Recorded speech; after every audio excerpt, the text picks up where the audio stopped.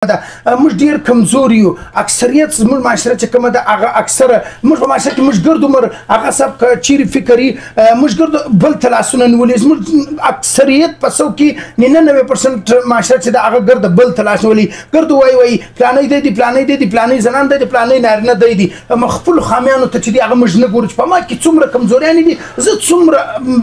ظالم یم او تر کومه ځای پورې یم. یارم ته صاحب خبره دا چې د الله رسول فرمایي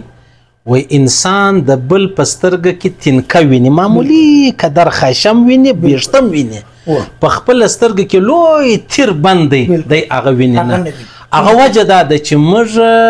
جهان ته په دې ګورو چې ته څنګه یې بالکل خپل ځان ته په دې کتل چې زه د ګر جهان شایسته یم اعلی یم هغه زړه خبره سوله ما ته خبره وختي سره وکړله چې دا هر سړی ښځه له خاوند ناراضه ده خاوند له ښځې ناراضه دی بابا له زوی ناراضه دی زوی له بابا ناراضه دی والله چې زه دا مسلې درته ووایم چې دا خلک راځي ګر څه به ته حیران سئ چې مولوي صاحب دا اوس ته خلاف وایه که رښتیا وایم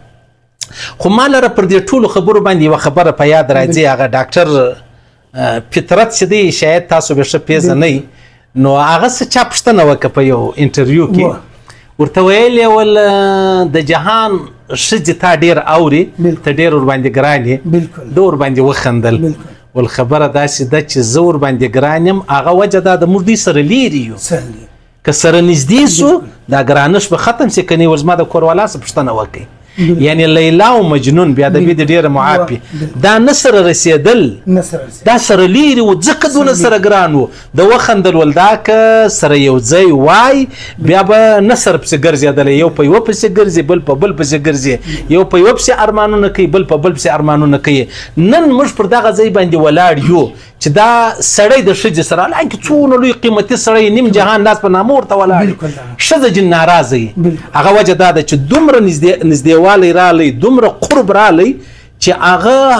هر خامي جلا جلا معلومیږي یو محمد رسول الله مبارک چې هغه له خامي خلاص ولو هغه له عیب الله پاک ساتلی و چې نه کور والا یو شی پکې رایستلی سو نه خادم پکې رایستلی سو نه یو صحابي پکې رایستلی سو موږ څونه دینداره ښځې غوښتې بیا هم خامي پکې راباسو دوی څونه مطلب ښځې دي او لوی لوی ښایسته خوندور په هر حواله ماهره خلک یې غوښتي لیکن بیا ورسره پریشان نو هغه ما درته ویل ډاکټر فطرت ویلی ول وجه دا د ډېر سره نږدې یو سره لیرې بیا به ډېر سره خوشحاله وای ډېر به سره په خندا وای